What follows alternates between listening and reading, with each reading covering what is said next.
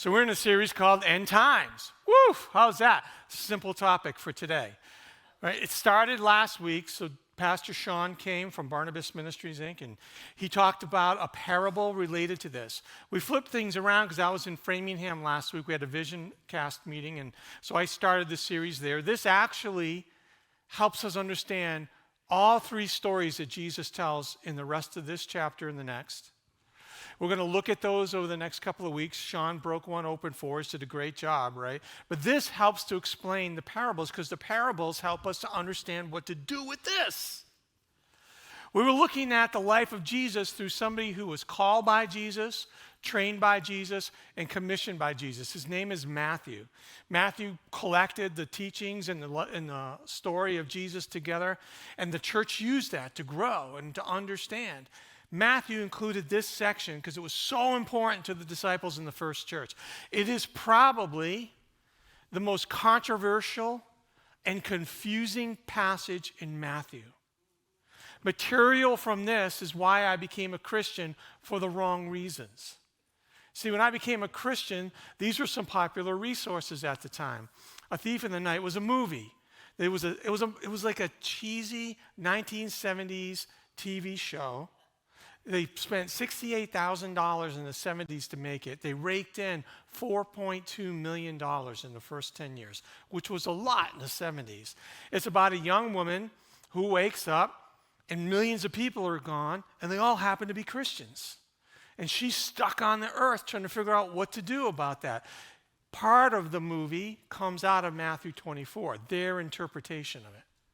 The other is a book, The Late Great Planet Earth, in which the author, a theologian out of a popular seminary, was looking at popular current events at the time in the 70s through the filter of the Bible, and he came up. They had a TV show that launched the book. The TV show had 15 million people watch it. This is the 70s. Since then, in the last 50 years, it sold 15 million copies. The premise of the book, this is in the 70s, is that the end of the world was coming, and he proved it through current events. It's been 50 years, right? Spoiler alert. It didn't all happen the way that he predicted. As a matter of fact, he got into some hot water because he took some of the money he made from the book and he put it into long-term stocks. That doesn't, anyways. I was exposed to these as a teenager through a Bible study group, and what I like to say is they scared the hell out of me. Because I was so afraid of going to hell that I would do anything to avoid it. And Jesus was a train ticket out of hell.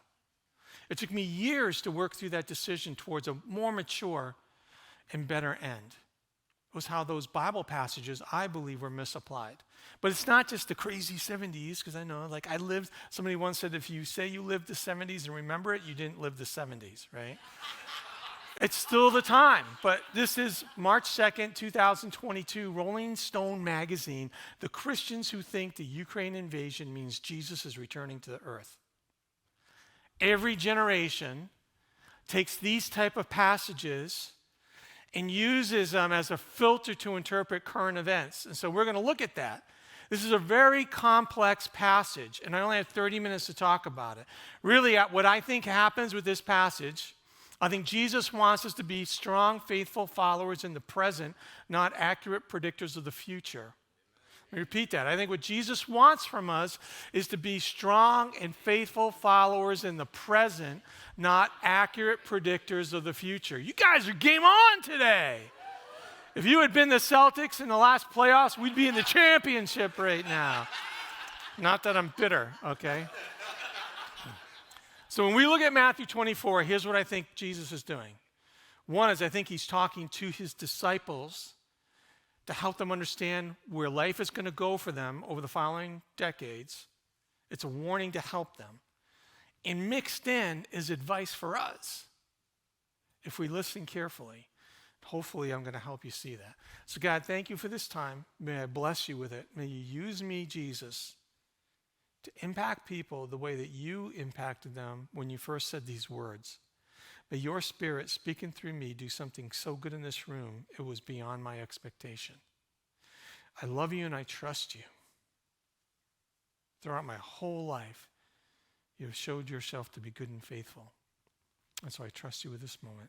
Speak because we're listening. Amen. All right. So, all this passage starts with a road trip. Jesus and his followers, which are more than the 12, were in Jerusalem at the temple. This is a 3D model of what we think the temple might have looked like. It was a majestic structure. It was a wonder of the ancient world. Pillars in this temple were so big, some of them, that 3 people could stand around them with their arms stretched out and not cover the width of the pillar. Some of the cornerstone blocks, to this day, we don't know how they moved them and installed them, weighed 100 tons. And they were moved into the place of the cornerstone. And it was gilded with gold. I mean, when they talked about, when Jesus says that, a city is a light on a hill, the temple reflected the brilliance of the sun for miles. It was unbelievable.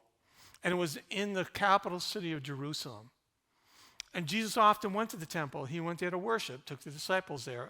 It was the central place of worship for the Jewish population of the day.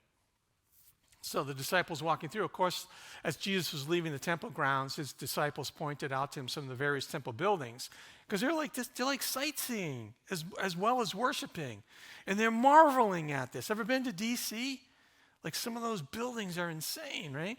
But Jesus responds. They said, he says, do you see these buildings? I tell you the truth, they'll be completely demolished. Not one stone will be left on top of another. You got to understand, Jesus dropped bombs like this. Here they are like, wow, look at these buildings. This is amazing. Look at these blocks. This gold. This is awesome. He's like, yeah, it's all going to be destroyed. Can we talk about that? This is what happens, right? Think of this building. What would it take for that structure to be reduced to rubble? In our modern minds, we have images of explosive materials that would do that. They didn't have those in Jesus' day. To destroy this structure would either take an act of God or a military force that was unimaginable. So I think if we were there, we'd be like, we'd like to talk about that last thing you just said. So as Jesus was sitting on the Mount of Olives, the disciples came to him privately and said, so tell us, when will this happen? What will be the sign of your coming and of the end of the age? There's 3 questions that are bugging them. So I'm just going to highlight the 3 questions. I'm going to answer the 3 questions, and then I'm going to talk about the advice that Jesus gives to us. So the first question was really, when will this happen? We'd like to know when the temple is going to be destroyed. That is a topic of interest to us. Because think of this. How would you feel if you woke up tomorrow and these 2 buildings were smoldering ruins? Think of how that would impact you. Because it's more than a destruction of a building, it's the destruction of a symbol. And what would you fear? Could our nation survive that type of attack that would take out the capital of our nation? Think of the polarizing politics of our current nation. Think of the social unrest, right? Think of all the zombie apocalypse movies you've seen. You put all these things together, and if these were smoldering ruins, you'd be wondering, will we survive this? And that's what they were thinking. To destroy this building is unimaginable to them, but destroying this building means that their capital of their nation is probably also destroyed. Because how could you destroy that without affecting the city around it? And the force that would come to do that would do more than just the temple. So they're afraid.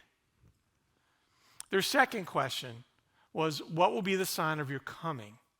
It's a real important word that they use. We talk a lot about that. The Bible wasn't written in English. It was written in other languages. One, the Greek. And what they're asking is what will be the sign of your parousia?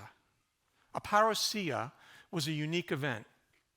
If the President of the United States were going to come to Hopkinton for the Boston Marathon, what would happen? The military force would be present.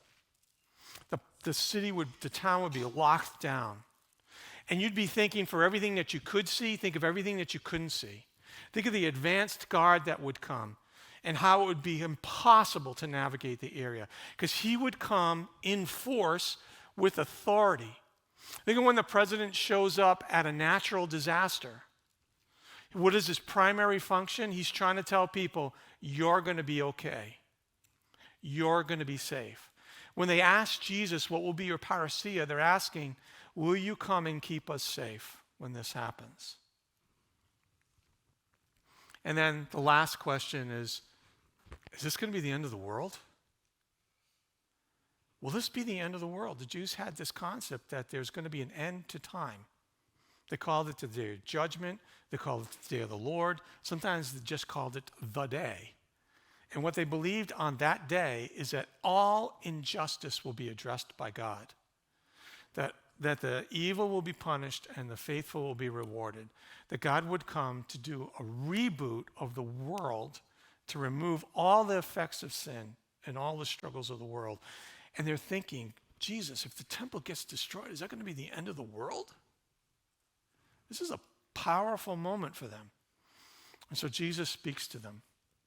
To the question, when will the temple be destroyed? He says, sooner than you expect. And listen to what he says. So when you see standing in the holy place, the abomination that causes desolation, spoken of through the prophet Daniel. So in Daniel's day, something horrific happened in the temple that they saw as a significant wrath of God that brought about judgment on Israel. And Jesus is saying, you need to look for that type of thing again. When you see an abomination, and then Matthew puts a little editor's note, let the reader understand, because I think Jesus said these things before they happened. I think Matthew wrote about them after they happened. And they're trying to help people understand this did not catch God off guard.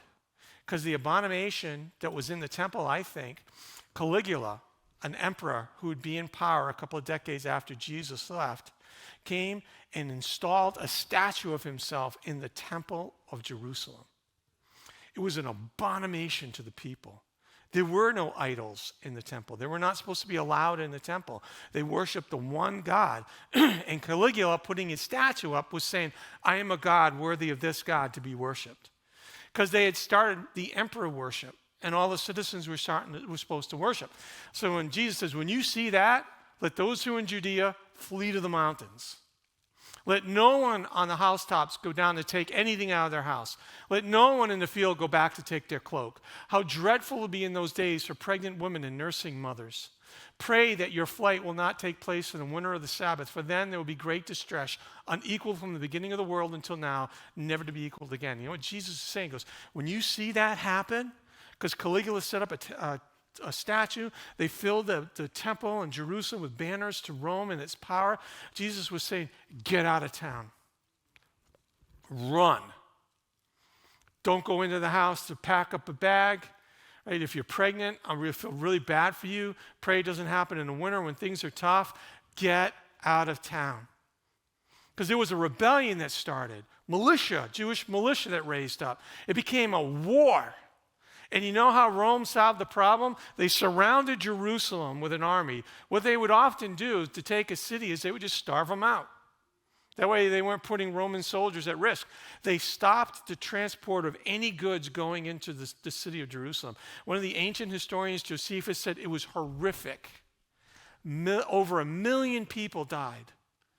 Bodies strewn in the streets. Homes filled with the dead. Josephus said that when the Roman soldiers finally took the city of Rome, even to the Roman soldiers, it was so horrifying they didn't sack the city the way they normally do. They didn't want to go into the rotting bodies that filled the city. Jesus' advice saved people. They got out of the city. Those who heard this advice took it to heart and they left and they survived.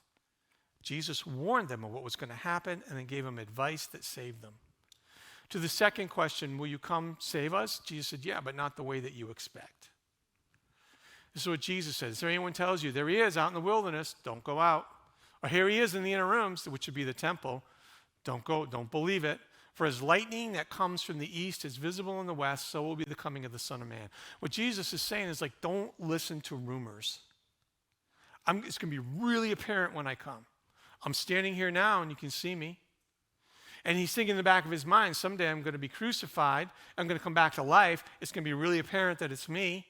And it was really apparent when I left. We're going to see that at the end of Matthew, that Jesus leaves to go back to the Father. He goes, just as what all of that was apparent, it's going to be apparent to you. Matter of fact, like lightning striking, it's going to be apparent. Because he says immediately after the distress of those days. Now, immediately in the Bible, in the midst of what we call prophecy, is not our immediately. Because our immediately means like next day. To the God for whom a day is like 1,000 years, immediately has a different time frame. But after the distress of those days. Now, Jesus is going to use code language. The sun will be darkened, the moon will not give its light, the stars will fall from the sky, and the heavenly bodies will be shaken. In their Jewish literature, that was just language saying it's going to be an earth-changing event. Matter of fact, there were other religions using the similar language for the wrath of the gods. All right? And then will appear the sign of the Son of Man in heaven. The Son of Man, in their ancient writings, was a representative of God. It was a godly figure who was going to come to bring justice on behalf of God. All the people of the earth will mourn when they see the Son of Man coming in the clouds of heaven with power and great glory. They're going to mourn because they're going to realize, I think we were wrong. And he will send his angels with a loud trumpet call, and they will gather the elect from the four winds from one end of the heavens to the other. Again, this is language that they understood, that when a conquering hero entered into a city, it terrified the city. Horns were blown in his arrival. He represented it's like a superhero in the language is what they were saying. And Jesus is saying, when I come, not everyone's going to be happy about it. You're all going to know what's happening. And when I show up, I'm showing up on behalf of God to bring judgment. So a little different than what they were thinking. Because they were still thinking Jesus was going to be a military hero to save people from Rome. Jesus is like, I got much bigger plans than that. When will this be the end of the world? Jesus says, no. And don't ask, because even I don't know. This to me is an amazing statement. But about that day or hour, no one knows, not even the angels in heaven, nor the Son, but only the Father. This is Jesus in humility submitting the plans to God, saying to God, I will do exactly what you want me to do during this lifetime, and I trust you for the rest. Powerful trust, because Jesus is going to go to the cross believing that God is in control and will bring about the plan he has in his timing. As it was in the days of Noah, so it'll be the coming of the Son of Man. For in the days before the flood, people were eating, drinking, marrying, given in marriage, up to the day Noah entered the ark. And they knew nothing about what would happen until the flood came and took them all away. And that's how it'll be at the coming of the Son of Man. He's like, these things have no time. There's no calendar date. God's in charge. And just like, everyone made fun of Noah for building a boat in the middle of a place where there was no water until it started to rain, it's going to happen like that in these days. So, this is what he's saying to them. Guys, I just want you to be strong, faithful followers in the present, not accurate predictors of the future, because even I don't know. Because you know what's happened with every generation? Every generation takes the current events of its day, and they use that as a filter to read the Bible and to predict the end of time. So when this all happened, people thought this is the end of the world. This is why Matthew wrote this down. Guys, no, Jesus knew that this was going to happen, and he warned us that this was not the end of the world. Eventually, what would happen is they would sack Jerusalem, the temple was destroyed, and they all thought the end was coming, and it didn't. But then when Rome fell to the Visigoths and the Dark Ages swept through Europe, people predicted it was the end of the world. It wasn't. When the bubonic plague stretched throughout Europe, a third of the population died. Coughing in the morning, dead at night. They thought it was the end of the world. It wasn't. I mean, you could move up into the 20th century. World War I, the first war that covered the planet. They thought this is the end of the world. It wasn't. Then, when someone like an antichrist rose up and violently, horrifically persecuted the Jewish population and embroiled the world in an even worse war, everybody thought this is the end of the world. Wasn't. How about in the last few years, a pandemic that swept the planet, a mysterious and new disease that killed millions of people? Did we not hear this is the end of the world? Every generation does that, and yet Jesus is saying, guys, it's not the point. The point is to be strong, faithful followers.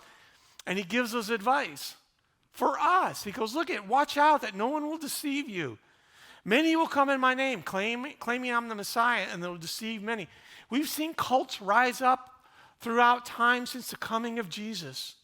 Some of them lead their people through terrible, destructive end. Jesus says, you'll hear of wars and rumors of war. See that you're not alarmed. Jesus is like, humanity is broken. Of course you're going to see violence.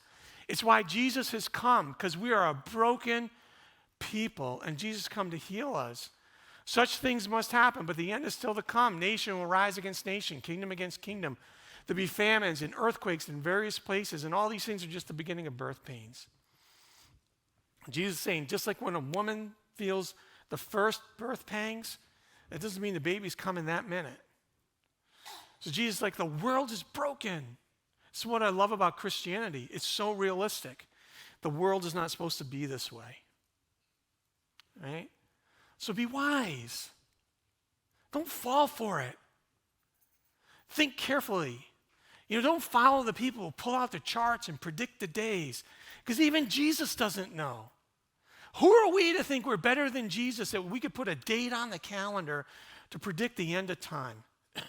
Don't fall for it. And when the cult leaders rise up and they sound so intriguing, just like, don't fall for it. This is why we tell people all the time, read your Bibles, the whole thing, not just little pieces of it. Read the Bible. The Bible brings wisdom, helps us to understand God's plan and how to prepare for these end times that Jesus has talked about. He goes on, he says, and then you'll be handed over to be persecuted and put to death, and you'll be hated by all nations because of me. At that time, many will turn away from the faith and betray and hate each other, and many false prophets will appear and deceive many people. Because of the increase of wickedness, the love of most will grow cold, but the one who stands firm to the end will be saved. What is Jesus saying? Be strong. It's not how you start a race, it's how you finish it. And we read about this. You get into books like, the book of Revelation starts. It's not about the dragons, and it's not about the Antichrist and the New Jerusalem. It starts with the author saying, so many people have walked away from Christ. So many people have lost their first love. So many people are compromising to the culture around them. Stand strong. Be strong. Because what happened to Jesus?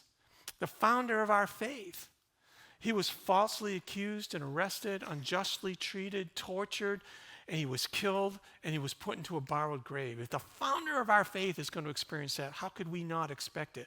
Jesus is warning, life will be hard if you are a Christian. You know what happened to the church? The whole thing with Caligula, with, you're going to worship the emperor. It came in time that you had to show up at a local temple to the emperor. You had to get a slip of paper that said you worshiped there. At any time, authorities could stop you on the street and ask you for that slip of paper. And if you didn't have it, you were arrested. If you were arrested, you were tried. If you were tried, you were sent to the Colosseums to die horrifically. It's going to be hard to be a Christian. It's why we get excited, but then hard times come and things fall apart.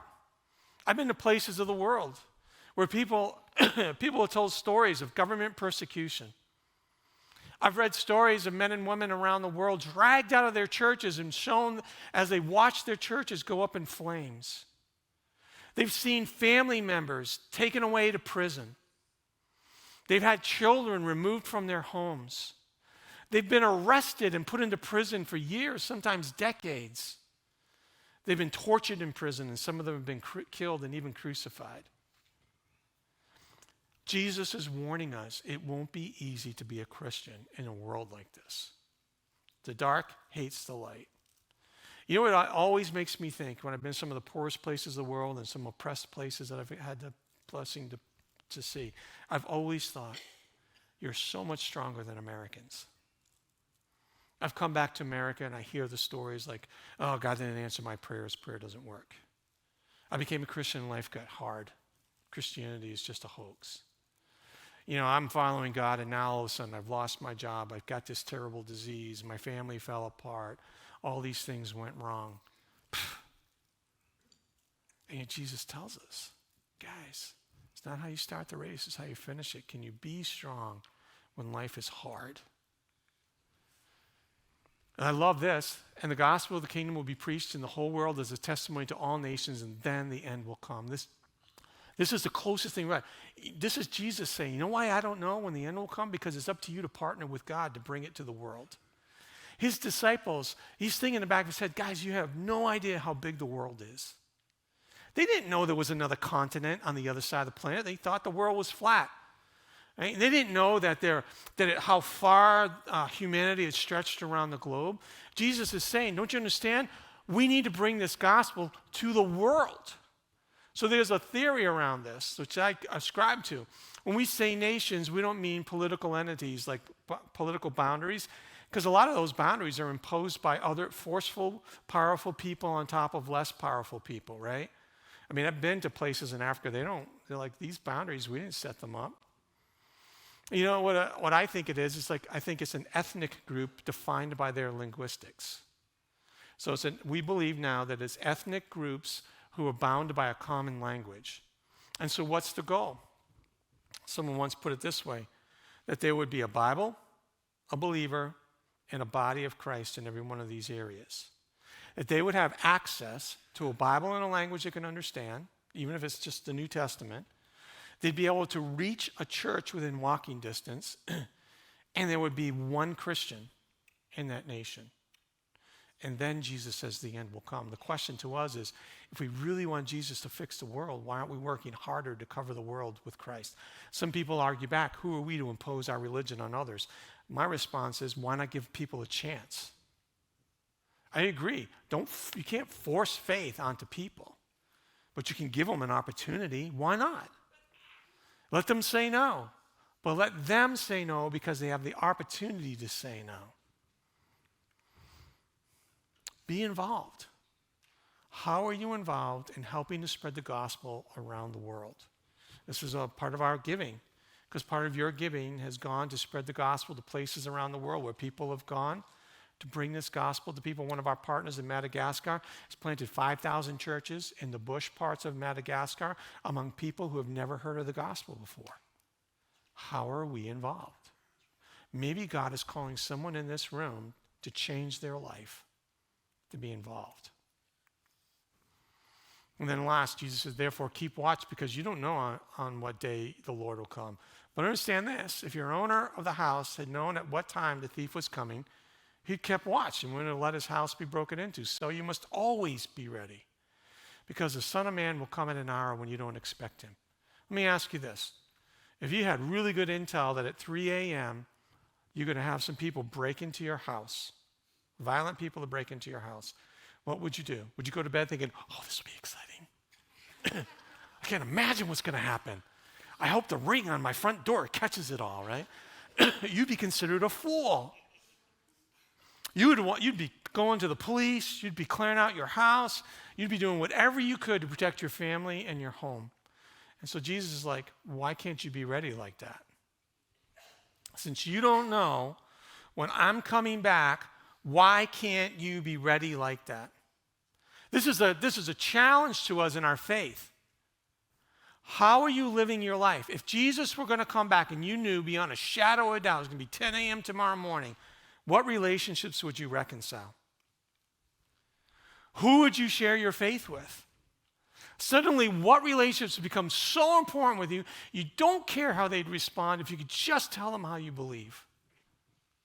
What would you do with your possessions? What would you do with your family? If you only had 24 hours until Jesus came back, what would you do differently? And then Jesus' question back to us is like, why aren't you doing it? So look at, this is a real complex conversation, right? There's a great resource. It's called the Bible Project on the web, bibleproject.com. Some of our staff have showed me this, and I love it.